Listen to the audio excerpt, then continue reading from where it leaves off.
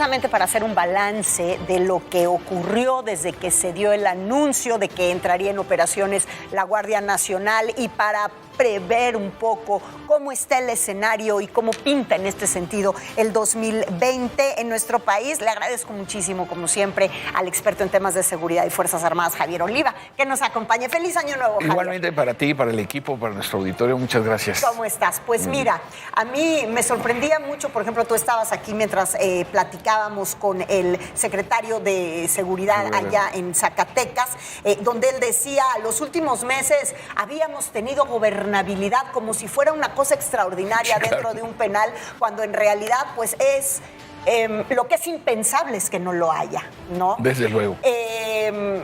Tenemos muchos problemas con el autogobierno de los internos en los penales. Sí. Tenemos muchos problemas en la profesionalización de lo que ha sido el cuerpo de la Guardia Nacional, que si bien fue tú has sido uno de los primeros que siempre defendió la creación de este cuerpo. Sin embargo, pues muchas cosas sucedieron en el 2019, claro, donde los vimos severamente pues lastimados como cuerpo de seguridad.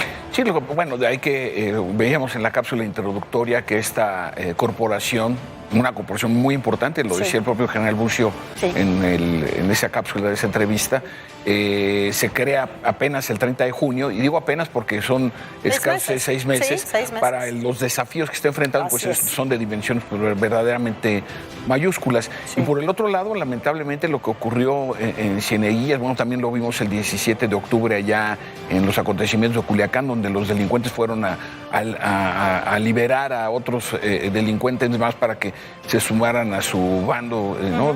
como organización criminal. Desafortunadamente, lo he tenido la oportunidad, Mónica, de plantearlo en otras ocasiones, para que podamos llamarle una estrategia de seguridad, se necesitan 4 medidas. Una de ellas es la reestructuración de los sistemas penitenciarios a nivel federal y a nivel estatal. Aproximadamente el 80% de los reclusorios locales los controlan los internos. Entonces, el nivel de impunidad y corrupción... El 80%. Sí, aproximadamente, sí. Entonces, esto, pues evidentemente, la diada negativa, ¿no? La correlación, porque se incluyen corrupción, impunidad, pues evidentemente los delincuentes salen a delinquir en la noche y regresan en la mañana a estar protegidos entre las propias cárceles. A mí, cuando oigo el término autogobierno, me parece que es un despropósito utilizar un término que tiene que ver más con sociedades desarrolladas que con organizaciones criminales, ¿no? Entonces, sí me parece que es una situación muy difícil, y que en ese sentido, pasando al tema de la creación de la Guardia Nacional, las expectativas son muy altas. Veíamos las escenas ahí en el Campo Marte cuando hace su pase de entrada de revista la corporación, y entonces sí me parece que hay otras medidas, por ejemplo, el sistema penal acusatorio, me parece que tiene que ser revisado. Algo decía en estos días el propio presidente de la Suprema Corte de Justicia, el magistrado Saldívar. Indudablemente tenemos las policías locales y estatales, a las cuales circunstancialmente se refirió en días pasados también el secretario de Seguridad, Alfonso Durazo.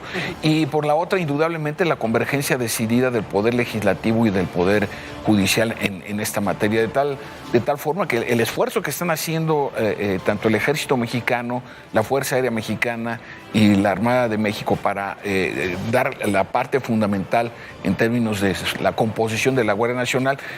Recordemos que tenemos el problema, porque sí fue un problema, la desaparición de una manera un tanto difícil o poco programada de la Policía Federal. Así es. Entonces todavía ayer yo circulé por algunas de las carreteras y vi al personal uniformado y con las patrullas que conocemos, azul marino, con vivos blancos, ¿no? Entonces tenemos todavía este procedimiento, y uno de los desafíos más importantes que tiene la Guardia Nacional pues es evidente esta cobertura a nivel territorial. De las 266 demarcaciones ya están en 150, se calcula por voz del propio secretario de Seguridad y el mismo presidente de la República que a lo largo de este año tendrán presencia en otras 50 más, y se contará probablemente hacia fin de año de este 2020 con 100,000 integrantes de esta nueva corporación intermedia, que así se les conocen los análisis y estudios en materia de seguridad. ¿No será, Javier, y desde tu óptica como analista, que hace falta y a profundidad una autocrítica por parte del gobierno a la estrategia que ha decidido no cambiar, porque el presidente Andrés Manuel López Obrador, pues en uno de sus primeros mensajes ha dicho que va a continuar con la misma estrategia, pese a que vimos, porque lo vimos, lo hemos informado, lo hemos analizado aquí, que muchas veces los cuerpos policíacos y de procuración de justicia fueron severamente golpeados en el 2019. Vaya, no solamente eso, Mónica, sino desafortunadamente desde que se llevan los conteos de los delitos de alto impacto. O sea, fue el año más violento. Exactamente.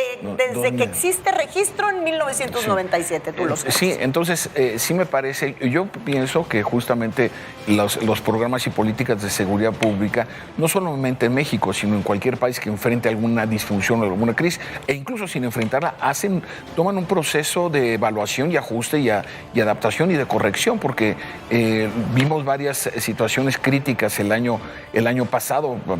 Empecemos con Tlahuililpan, ¿no? Ahí en el ducto que estalló en Hidalgo, para no volvernos a referir al caso de Culiacán en octubre, y otros acontecimientos más, en donde sí me parece que la autoridad civil tiene todos los elementos. Además sería algo encomiable, ¿no? Decir, oigan, esto se puede hacer mejor, esto se puede corregir, porque evidentemente se hace necesario. Sí me parece que los dos ejes fundamentales de la política de seguridad del gobierno, que son los programas sociales y el despliegue permanente de la Guardia Nacional, pueden dar resultado o mejores resultados si existe esta convergencia por parte de las autoridades civiles en alguna de las medidas como las que planteé hace un momento, para que entonces la Guardia Nacional pueda actuar con más eficacia ante un desafío tan grande como el que tenemos ahora. Muy, muy grande. Y sobre todo, pues que sigamos, digamos que no siga este pleito eterno que ha habido entre los que ejecutan las detenciones, porque para eso están entrenados,